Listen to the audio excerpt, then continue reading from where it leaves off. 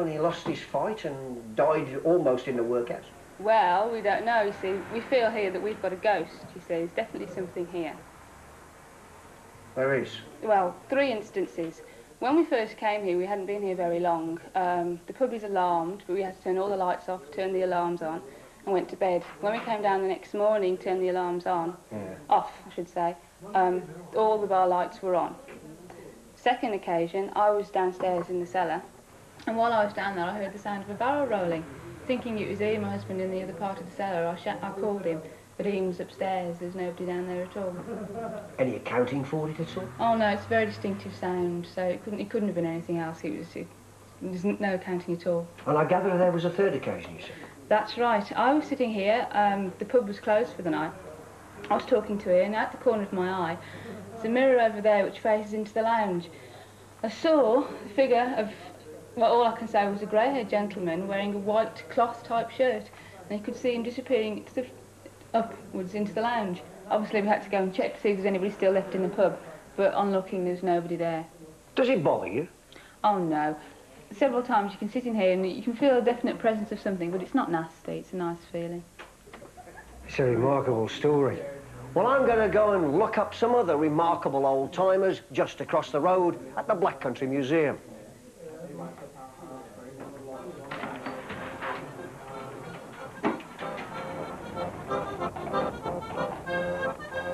Here they've recreated the Black Country as it was at the turn of the century. All the buildings here would have been swept away by the bulldozers. The museum has won awards for painstakingly removing the old houses, shops and pubs brick by brick and rebuilding them here. As you'd expect, all the houses have coal fires, and special permission had to be obtained so this could be done. The canal actually runs through the museum's site, underlining its importance to the Black Country. If you're wondering why I'm going aboard this boat here rather than the Butler craft, it's very simple. Mine's diesel powered, gives off fumes. This one has an electric motor. Morning, Mike. Well, there's the tunnel. Let's get going. Am I going to need my coat? No, well, it's not too bad in there today, but you never know. It can get a bit chilly. Oh.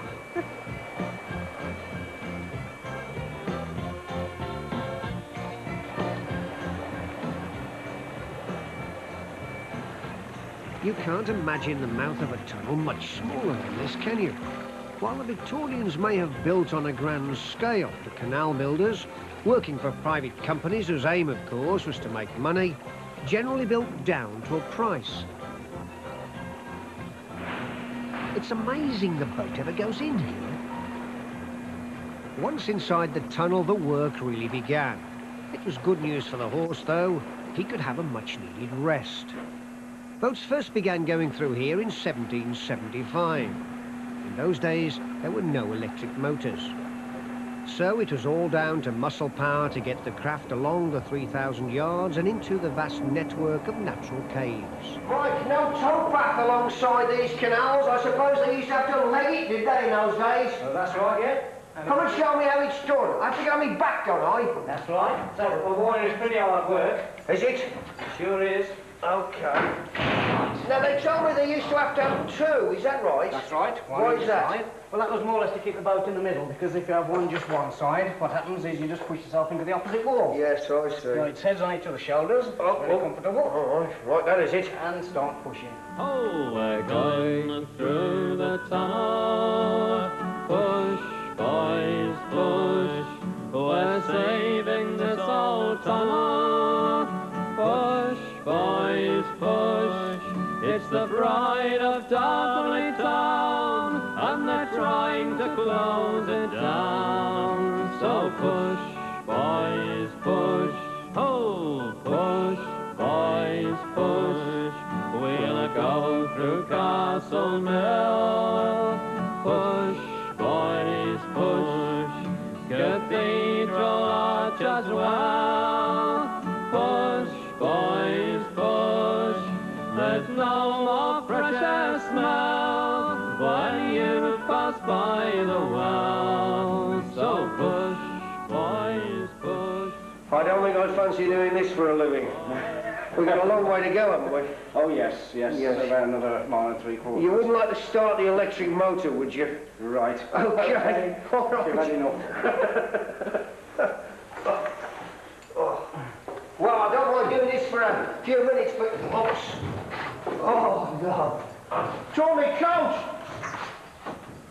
I wouldn't like to do this for a living. God, dear.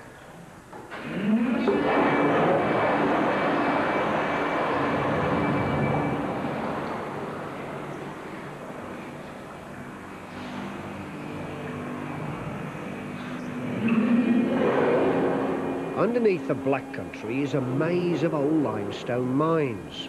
The first was sunk by the Earl of Dudley in 1750. He went on to make a fortune.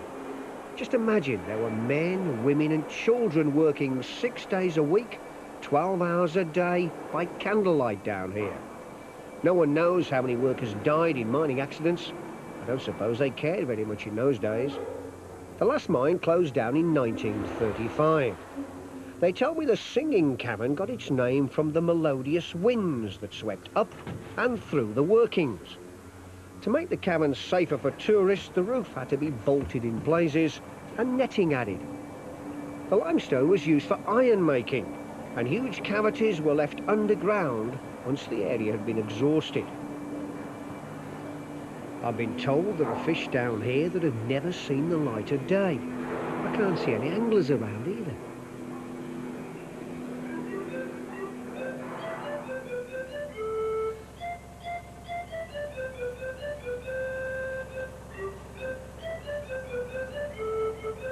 I've learned one thing today. Don't wear an expensive white jacket if you're going boating on the canals. A few minutes of legging it in that tunnel saw mine off. Now, with a new jacket, no expense spared, I'm off to find one of the few working canal boatmen left in England. His real name is Arthur Stevens, but he's known as Caggy Stevens. That's a Black Country word for someone who's left-handed, and he keeps his boats here at Tipton. Nice to see you. How you doing? All right, okay. I want to go aboard and have a chat. Still working hard on the canals? We are. What are you doing? Well, we're quiet at present in the boating line. Yeah? Yep. How long have you been working on the canals, Kate? Just 55 years since I left school. How old were you when you started? 14. Yeah. July 32. What sort of work do you do, Caggy? Well, now we've got this yard, we've got moorings here, we've got a dry dock, you know. Yeah. And we take anything on what comes along in the commercial side. You got a few dredgers out there. Do you clean the canals? We do, yes.